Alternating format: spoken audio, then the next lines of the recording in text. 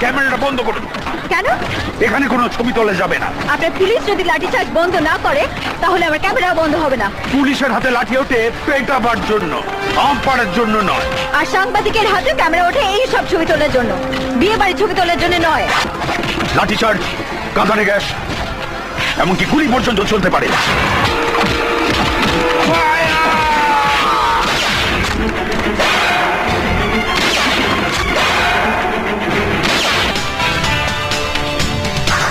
Good morning sir. Good morning না bad morning সেটা এখন বলতে পারছি না অফিসার। যদি ঠিকঠাক জবাব পাই তাহলে গুড, না হলে ভেরি ব্যাড মর্নিং।